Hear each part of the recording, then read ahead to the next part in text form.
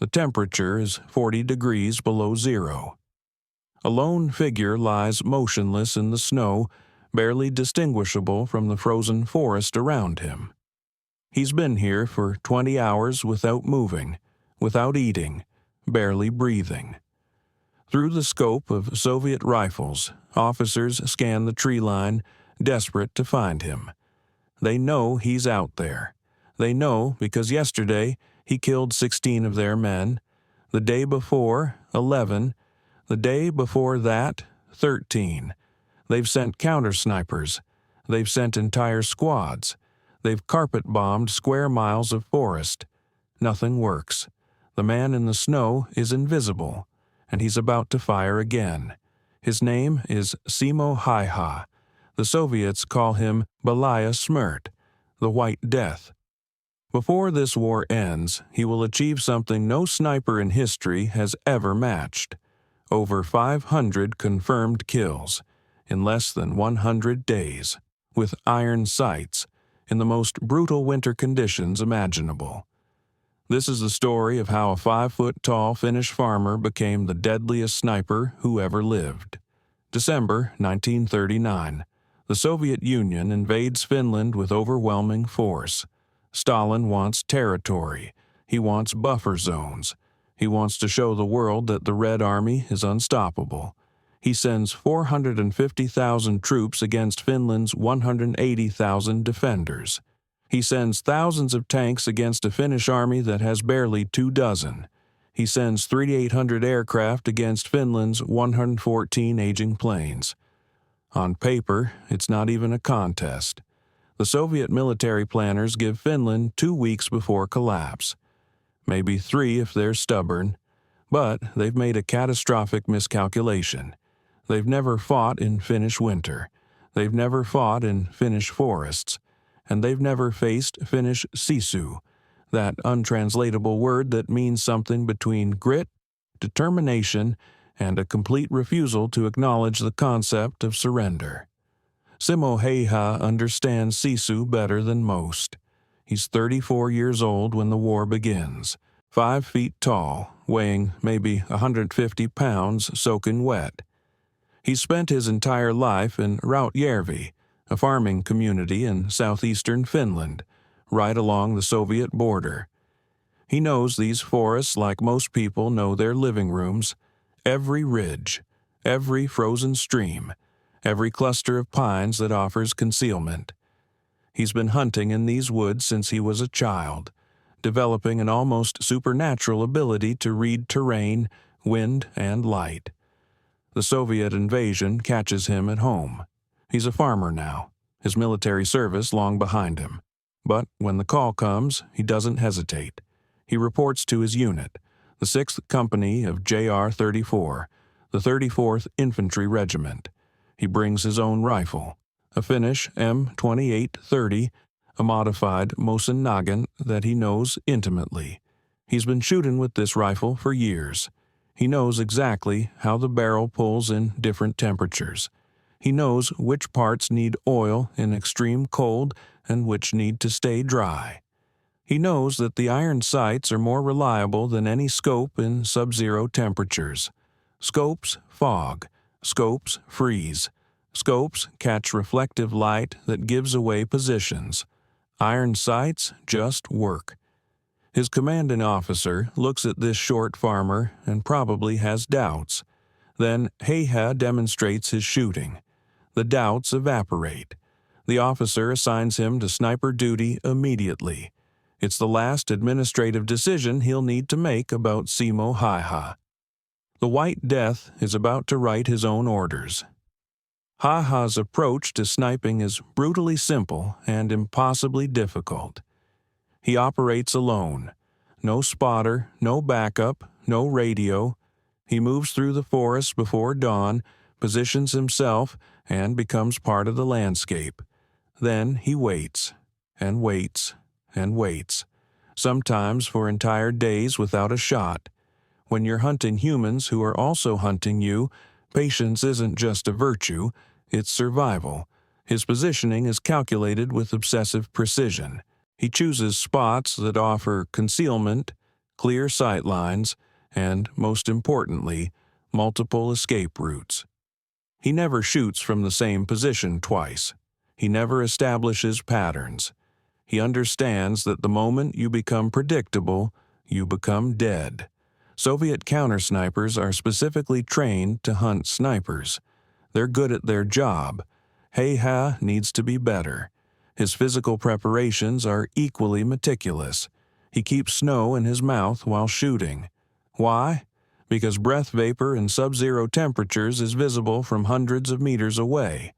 A single exhale can mark your position as clearly as a flare. The snow keeps his mouth cold enough that his breath doesn't condense. It's a tiny detail. It's also the difference between living and dying. He also piles snow in front of his position to prevent the muzzle blast from kicking up powder when he fires. After each shot, he moves, sometimes just a few meters, sometimes to an entirely different sector. Never static, never predictable. The rifle technique itself is almost Zen-like in its simplicity. He doesn't use a scope, iron sights only. This gives him several advantages. First, his profile is lower. He can shoot from positions where a scoped rifle would require him to expose more of his body. Second, he can acquire targets faster. No need to adjust magnification or worry about eye relief. Third, and most crucially, there's no lens to catch sunlight or moonlight and reflect back towards Soviet positions. He's invisible. His shooting style emphasizes the first shot. One shot, one kill. He doesn't take chances on difficult shots. He doesn't shoot to wound. He waits for the perfect moment when target, wind, light, and escape route all align. Then he fires, and another Soviet soldier drops. The range is usually between 150 and 400 meters. Not extreme by modern sniper standards, but with iron sights in Arctic conditions, it's extraordinary. And he does it over, and over, and over, day after day, week after week. By January 1940, Häyhä's kill count is climbing past 100. The Soviets notice. How could they not? Entire squads are getting decimated in specific sectors. Officers are getting picked off with unnerving precision. Morale is collapsing. Soldiers are terrified to move during daylight. They're seeing ghosts in every shadow, death behind every tree. The rumors spread through Soviet lines like wildfire. There's a phantom in the woods, a demon sniper who never misses, the White Death. Soviet command responds with overwhelming force. They send their own counter-snipers, the best marksmen the Red Army has. Elite soldiers trained specifically to hunt enemy snipers. These men are skilled, experienced, and highly motivated. There's prestige in killing a legendary enemy sniper. There are medals. There are promotions. They move into Häyhä's hunting grounds with confidence. Most of them never leave. Häyhä is hunting the hunters. He knows they're coming. He knows their tactics. He knows they'll set up in obvious counter-sniper positions. So he watches those positions, and he waits. And when the Soviet snipers settle in, thinking they're the ones doing the hunting, Häyhä kills them, one after another. The predators become prey. The Soviets escalate. They bring in artillery. If they can't kill him with precision, they'll kill him with volume. They begin carpet-bombing entire sectors of forest where Häyhä operates. Shells rain down for hours, pulverizing trees, cratering the frozen ground, filling the air with deadly shrapnel. The bombardments are terrifying in their intensity. Square kilometers of forest are simply erased. But Häyhä survives. He learns to read the patterns of artillery fire. He understands that bombardments create noise that masks movement. When the shells start falling in one sector, he's already moving to another. The Soviets are destroying their own cover while he melts deeper into the wilderness. They try something else. They send infantry sweeps, large units advancing in formation, saturating the forest, attempting to flush him out or pin him down. But Häyhä isn't fighting pitched battles. The moment he sees large formations, he disappears. He's gone before they arrive. The Soviet soldiers are stumbling through hostile terrain, freezing, exhausted, while Häyhä watches from concealment. And when they're stretched thin or isolated, he strikes again. A shot. A body drops. Chaos erupts. Soldiers fire randomly into the trees, hitting nothing. Häyhä is already gone. It's psychological warfare as much as physical warfare. The Soviets are fighting an enemy they can't see, can't predict, and can't defeat. The frustration reaches the highest levels of Soviet command. According to accounts from the period, there are meetings specifically about the White Death problem.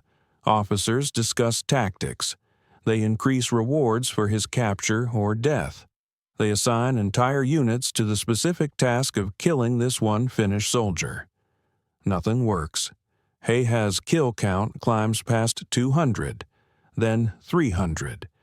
By February, he's approaching 400 confirmed kills. He's been fighting for less than 3 months. It's a casualty rate that defies belief. One man with one rifle is inflicting losses equivalent to an entire company of soldiers. What keeps a man alive in these conditions? What allows someone to function when every day might be their last? Häyhä's routine is punishing in its discipline. He sleeps in shifts, never more than a few hours at a time. He eats cold rations because cooking fires create smoke and heat signatures. He drinks melted snow when he can, but often goes without water for extended periods to avoid the vulnerability of drinking. His body adapts. He becomes leaner, harder. His senses sharpen to an almost superhuman degree. He can detect movement in peripheral vision that most people wouldn't notice. He can hear the crunch of snow under boots from hundreds of meters away. The cold is a constant enemy. 40, 50, sometimes 60 degrees below zero. Frostbite is an ever-present threat. Exposed skin can freeze in minutes, but Häyhä has dressed for this war his entire life. He wears layers of wool and cotton, white snow camouflage over everything. He keeps his extremities moving during long waits, subtle flexing of fingers and toes to maintain circulation. He knows the signs of hypothermia and frostbite intimately: confusion, numbness, the dangerous temptation to sleep. He fights these sensations through sheer will. The psychological strain is perhaps even worse than the physical. Häyhä is alone for days at a time. No human contact, no conversation. Just silence, cold, and the constant awareness that hundreds of men are specifically trying to kill him. He can't fully relax, ever. Sleep is light and broken. Dreams, when they come, are probably nightmares. But he endures. There's a job to do. Soviet soldiers are invading his homeland. They're killing his countrymen. They're destroying Finnish villages. As long as he can still shoot, he'll keep shooting. His fellow soldiers begin to regard him with a mixture of awe and fear. He's become something other than human in their eyes. He doesn't talk much, doesn't boast, doesn't celebrate kills. He simply goes out, does the job, comes back, reports his numbers, cleans his rifle, eats, sleeps a little, goes back out. The repetition is mechanical. The effectiveness is supernatural. Officers stop giving him specific orders. They just point him at problem sectors and let him work. The results speak for themselves. March 6, 1940, the final day. It's been 98 days since the war began. Häyhä's confirmed kill count stands at 542. Some historians suggest the real number might be even higher when including unconfirmed kills. But on this day, March 6, 1940, the White Death's extraordinary run ends. Not at the hands of a Soviet sniper, not from artillery, but from a random explosive bullet that catches him in the left side of his jaw. The details are hazy, lost to the chaos of war and the fog of Häyhä's own traumatic injury. Most accounts suggest he was hit during a Soviet offensive. An explosive round, designed to detonate on impact for maximum damage, struck him in the face. The devastation was catastrophic. His jaw was shattered. Half his face was essentially destroyed. His left cheek was blown away. Witnesses who saw him immediately after the injury thought he was dead. No one survives wounds like that, especially not in 1940, in the middle of a frozen forest, kilometers from medical care. But they didn't know Häyhä. His comrades managed to evacuate him from the front lines. How he survived the initial trauma and the journey to a field hospital is itself remarkable. The pain must have been indescribable. The blood loss alone should have killed him. But his body, hardened by months of Arctic survival, refused to quit. At the field hospital, doctors worked frantically to stabilize him. The prognosis was grim. Even if he survived, which seemed unlikely, he would be permanently disfigured and disabled. Häyhä slipped into a coma. Days passed with no change. The doctors prepared for the worst. The war continued around him. The legendary White Death lay unconscious, balanced between life and death. And then, on March 13th, the day the Winter War officially ended with the Moscow Peace Treaty, Simo Häyhä woke up, as if his body had been waiting, as if some fundamental part of him needed to know that Finland survived before he could fully return to consciousness. The wound left Häyhä permanently disfigured. The left side of his face never fully recovered. He required extensive reconstructive surgeries over the following years. His appearance was dramatically altered, but he was alive. Against every medical prediction, against every logical expectation, he survived. The White Death had cheated death one final time. Finland lost the Winter War in the technical sense. The Moscow Peace Treaty forced Finland to cede territory to the Soviet Union. Finnish Karelia, including Häyhä's hometown of Rautjärvi, was surrendered. But the loss came with a price that Stalin never anticipated. The Soviet Union suffered between 126,000 and 167,000 dead, hundreds of thousands more wounded.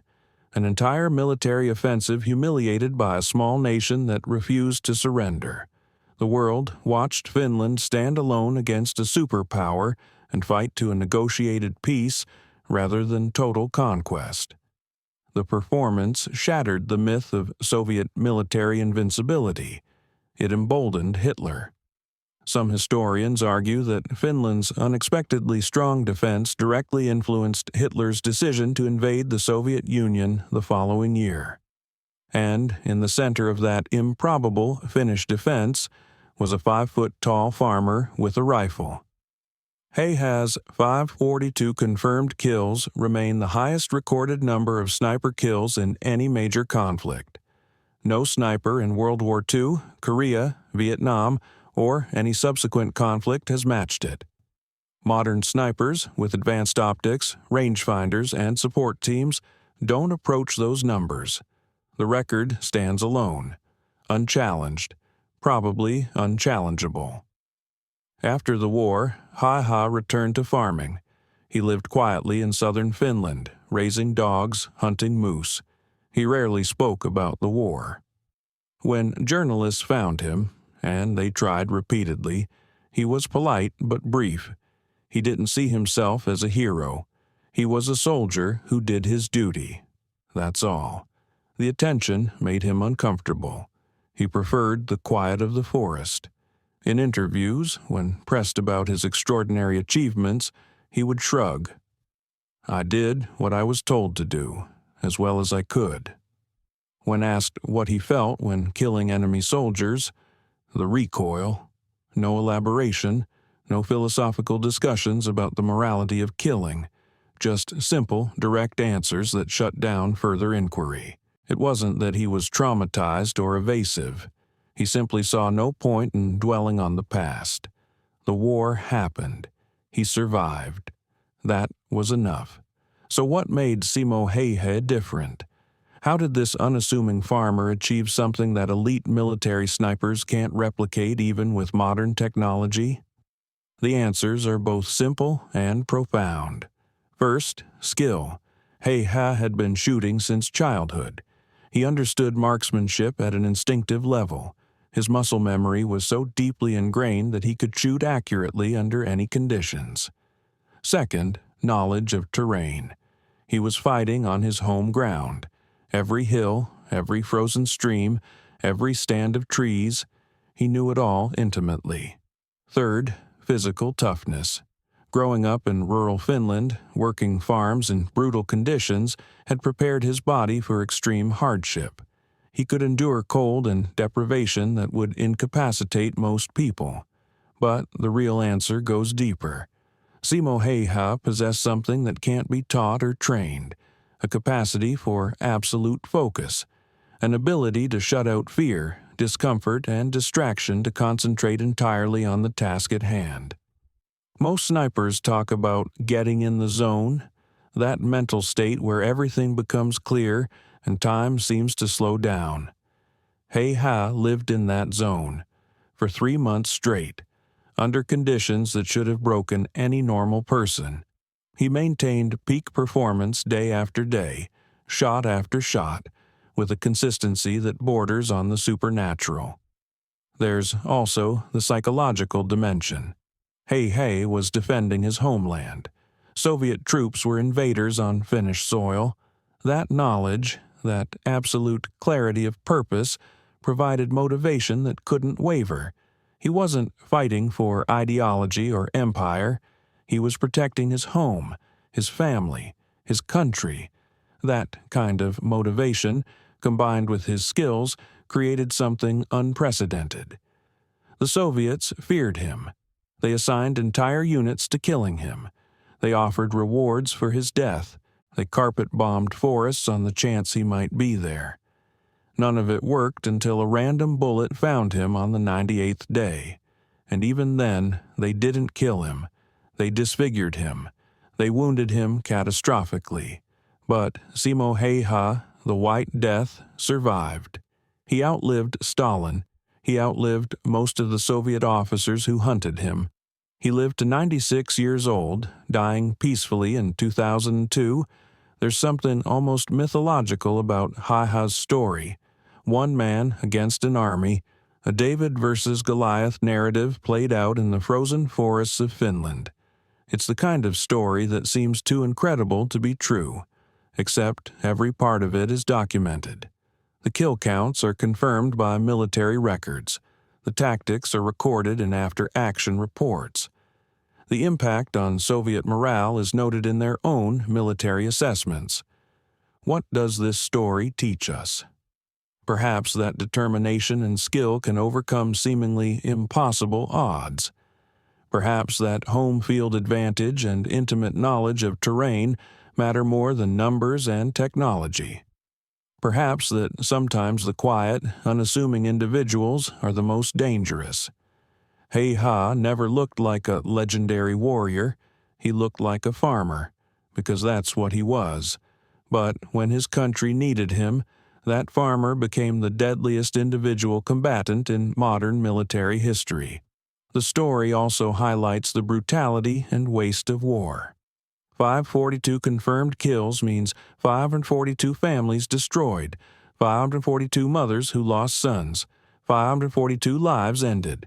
Häyhä understood this. He didn't celebrate, he didn't boast, he did his duty and then tried to forget. The toll on him, physical and psychological, was immense. The disfiguring wound, the isolation, the burden of all those deaths. These things don't leave you unchanged. But in the specific context of the Winter War, Häyhä's actions mattered enormously. Every Soviet soldier he killed was one fewer attacking Finnish positions. Every officer he eliminated created chaos and confusion in Soviet command structures. Every counter-sniper he defeated prevented Soviet intelligence gathering. His individual actions had strategic-level impacts. He didn't just kill enemy soldiers. He shaped the entire course of defensive operations in his sector. He kept Finnish lines secure. He allowed other Finnish soldiers to fight more effectively. His contribution to Finland's ability to resist Soviet invasion was disproportionate to his individual status. Imagine being a Soviet soldier in those Finnish forests. It's 50 degrees below zero. You're far from home, fighting people who look like they were born in the snow. Your commanders tell you to advance. You know somewhere out there is the White Death. He could be anywhere, behind any tree, in any shadow, under any snowdrift. You saw what happened to Petrov yesterday. Perfect shot through the head from 300 meters. Instant death. And the sniper vanished before anyone could even return fire.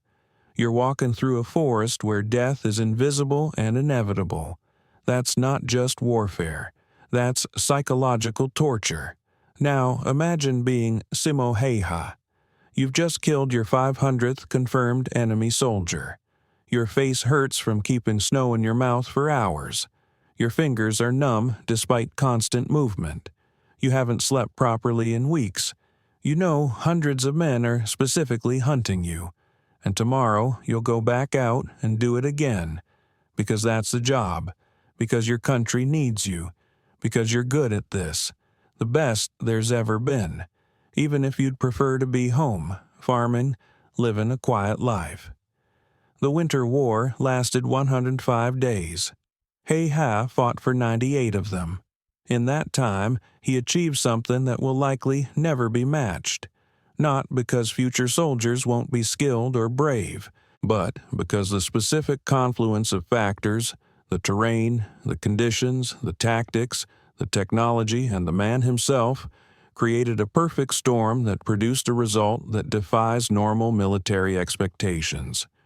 542 confirmed kills, 1 rifle, iron sights, in 98 days, in the most brutal winter conditions imaginable, against an enemy actively hunting him with overwhelming resources. And he survived. Not unscathed. The wound he received would mark him for the rest of his long life. But he survived. The White Death became a farmer again. He tended his land. He raised his dogs. He lived quietly. And when he died at 96, the world remembered the legend, the unassuming Finnish farmer who became the deadliest sniper in history. The last words belonged to Häyhä himself. When asked in an interview late in his life if he regretted killing so many enemy soldiers, his answer was characteristically simple. I only did my duty and what I was told to do as well as I could. No apologies, no regrets, just a simple statement of fact from a simple man who did something extraordinary.